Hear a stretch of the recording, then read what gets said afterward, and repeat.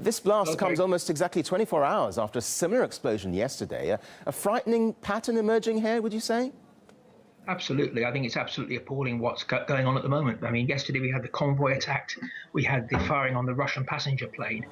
And what this really shows is that the so-called rebels are getting more and more desperate.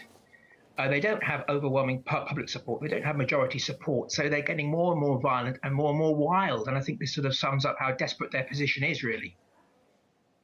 And the bomb again went off in a very crowded area. So what or who was the target of this blast? Well, it's quite clearly that their aim is to spread terror amongst the population in Damascus, to terrorize civilians. And it's absolutely shameful that these people are being backed by my country, the UK, by France, by the Western powers. These are terrorist attacks. Let's call them what they are. They haven't been condemned by William Hague or Francois Hollande or John Kerry. I think that's absolutely appalling, because if these had taken place in Tel Aviv or in Riyadh or anywhere else in a country which was a Western ally, then they would be roundly condemned, but they're not. And it's quite appalling that these so-called rebels, with Western help, are trying to bomb their way to power in Syria, killing innocent civilians, spreading terror amongst the population.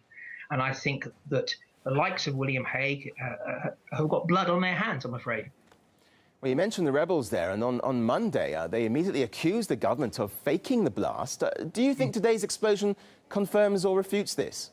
Well, it completely refutes it, I think, because, I mean, it's quite absurd to think that the Syrian government would be blowing up members of the government itself and putting bombs in crowded areas, because why would it want to do that for? I mean, it's quite clear that what's going on is an Al-Qaeda dominated uprising now in Syria, a minority uprising by radical Islamists. And it's interesting, isn't it, that if you were to say that the Syrian government is behind these bombings in the Western media, then that's fine and acceptable. But if, of course, you say that the US government was behind the 9/11 attacks, you'd be denounced as a crank conspiracy theorist. And so it's okay to say that the Syrian government has done these things.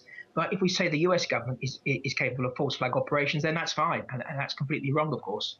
There's been a lot of speculation, hasn't there, that Western money has been ending up in the hands of extremists. What do you make of that in the context of this blast? Well, it clearly has, hasn't it? Because, of course, these blasts cost money. The bombing, the guns, the weaponry, etc. We already had the Sheikh Hamad of Qatar boasting a few days ago, saying how his government was going to give the rebels any help it needed, including arms.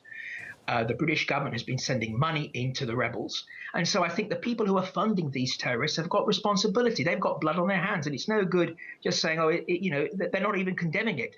And so I think that the responsibility for this lies with countries like Qatar, with Saudi Arabia, with Turkey, with Western powers who are, funding these people. OK, journalist and broadcaster Neil Clark, thank you for those views today. Thanks very much.